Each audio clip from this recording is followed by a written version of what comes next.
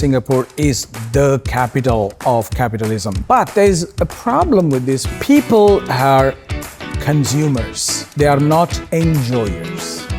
There's a difference. Everybody wants to buy. When you look at even the offers they have, buy 3, get 1 free, buy 4, get 1 free. They are wanting you to buy more. So we kind of get this idea that if we have more, then we are happier. But it's not, because we're not even enjoying what we bought.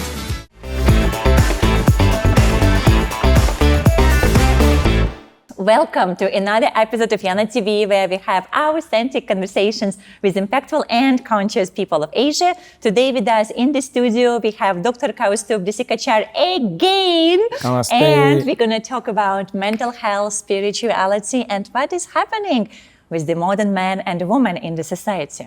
Since I feel 2020, COVID and pandemic, everyone talks about mental health and the importance of mental health.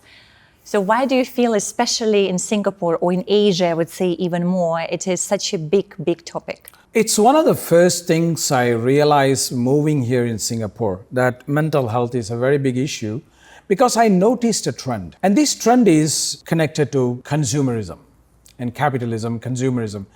And I think in Asia, Singapore is the capital of capitalism. There is no competition. And that's why Singapore is very successful business-wise, and all the business leaders are here. But there's a problem with this, which is, what I notice is that people are consumers. They are not enjoyers. There's a difference, especially here in Singapore or in Asia. Everybody wants to buy. When you look at even the offers they have, buy 3, get 1 free, buy 4, get 1 free. They are wanting you to buy more. So we kind of get this idea that if we have more, then we are happier. But it's not, because we're not even enjoying what we bought. It stays in our closet in the HDB. And I've actually done studies about this. Psychologists have found out that 80% of our wardrobe is unused. So what happens is we become accumulators rather than enjoyers. And that's what I think is creating a lot of mental health issues, because we have more things, but we are less happy. We have bigger houses, smaller families. And more loneliness. Because when you look at nature, when you look at ourselves, we are usually more happy with very simple things. But you see, children, they are happy with very little. They are happy with affection from parents. They are happy with attention, communication, and talking. But if we replace all that with consumption of media, consumption of products, consumption of all this, that creates a big vacuum. And so there is mental health problems. And that's why there is the lack of spirituality as well that is contributing to this, because we have moved away from spirituality into honoring products. Our temple is the shopping. So money is the god at the moment. Shopping malls are our temples. You know, this is the temple. Every Sunday, people used to go to church or temples, but now every Sunday, people go to the mall. And we have replaced the real spiritual elements with shopping, and that's why there is a problem, because there's so many products, but so few happiness. And I think what also I realize about the psychological thing about the products is, we are trying to fill an emptiness with products. So why do you think there are so many people who have emptiness these days in our society? Because of lack of connection with each other. We hardly talk to each other. I was recently talking to a taxi driver here in Singapore, and I talked to him, and he was so happy. He said, "Why don't people talk?" He said, "No, sir, people just come with their earphone, having ordered the taxi on the app, and they put the earphone and come, they don't talk. And then when they get off, they don't even say thank you, they just leave because the app pays. It's payment through the app." So it's a disconnection, and you see the same procedure in everything, like banking is done through the app, electricity bill is done through the app, taxes are done through we don't meet people. So what we could say now with all this technology, which on one hand helping and tells us it's kind of technological advancement for the society, it creates more disconnect mentally for people and leads to more mental health issues? I think it's a double-edged sword. On one hand, it's very convenient because for a person like me who travels a lot for my work, I can pay my taxes wherever I am. I can do my banking wherever I am. But on the other hand, if it becomes the only thing that we depend on, we don't use really human-to-human connection, then we lose it. That's why when I come to Singapore and I go shopping, I always prefer the checkout counter where there is a person rather than the self-checkout, because I still want to contact people. Even when I, let's say, need to reach out somewhere on the website, I really don't like apps and companies that make you talk to the bot where you can't reach, let's say, an operator. So I find personally it is really, really challenging. I'm like, can I please talk to a human being? I don't want to talk to the robot. And what they also do is they force you to talk to the bot. Because recently I was in Korea and I had to change my flight. So I had to call Singapore Airlines and I get the bot of the Singapore Airlines reservation office. And by the time I get to a person, I'm on an international call. Yeah, you want exactly. You want a quick minutes. fix, and they tell okay, yeah. And it's $300 for that phone call. Yeah. You know, and so you are saying, okay, I'll just do the bot. So in a way, it's a sad part of the society because companies want to profit again for the short term. Every technology, when it's used appropriately, it's fine.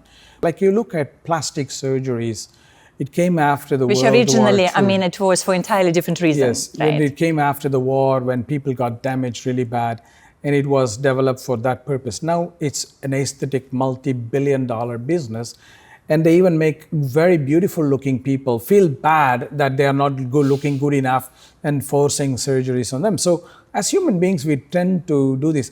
All this comes down to the extreme perverted form of capitalism. If we can somehow have a healthy capitalistic attitude, then it would balance.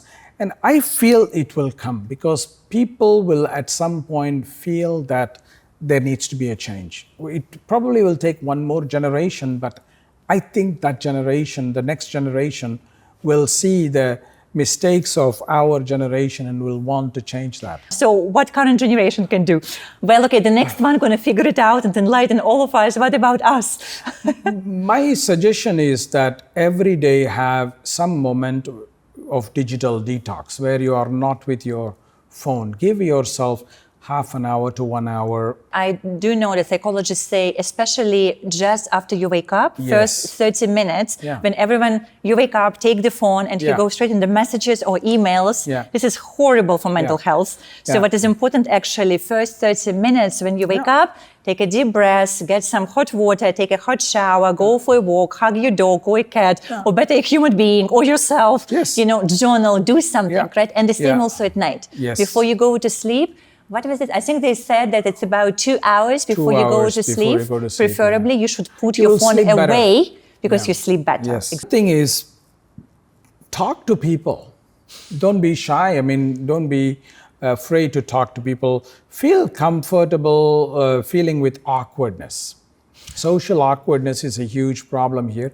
We are all socially awkward. We are not perfect communicators.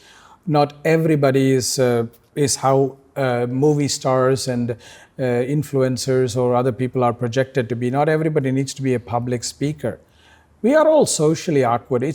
We should just accept it. That's it. And the other thing also I suggest is spending time in the nature. One of the great things about Singapore is that every locality has some kind of park or some kind of walking area with trees, with plants. Even I have near my place. Walk there every day, few minutes, 10, 20 minutes without any telephone. Watch the sky, watch the stars, watch the birds. That will also make you feel better. And the other thing, which is very, very important, we should stop eating things that come packaged.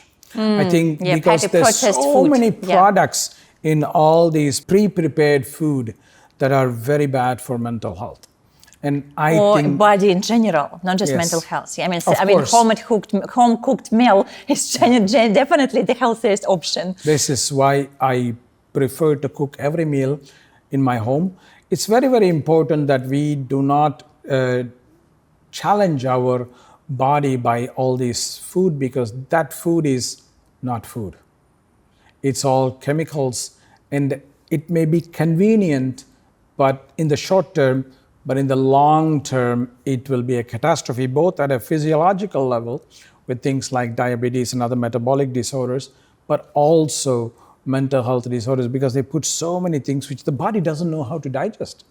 It gets confused and it creates so many imbalances in the hormones that we will have surely mental health problems. How important is spiritual connection for mental health? Personally, for me, it's the most important thing, because spiritual connection is a very, very good antidote towards the consumer behavior. Spirituality is a way of making us feel better. So attitudes like gratitude, it teaches us. Attitudes like appreciation, attitudes like acceptance of, challenges or things that will not always work in our way.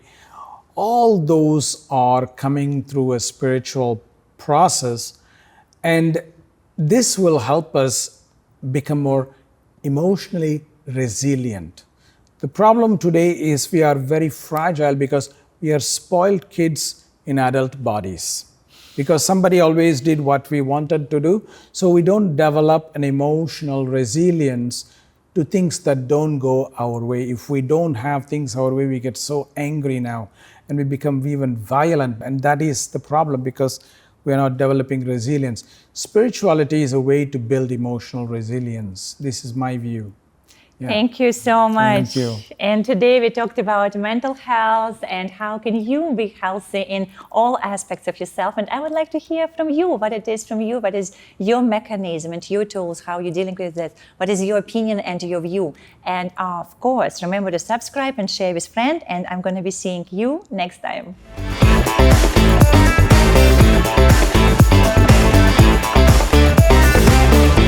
Well, definitely for women, I think. I'm not sure about men, but for women, yes. Only 20% of our wardrobe, including men, I think,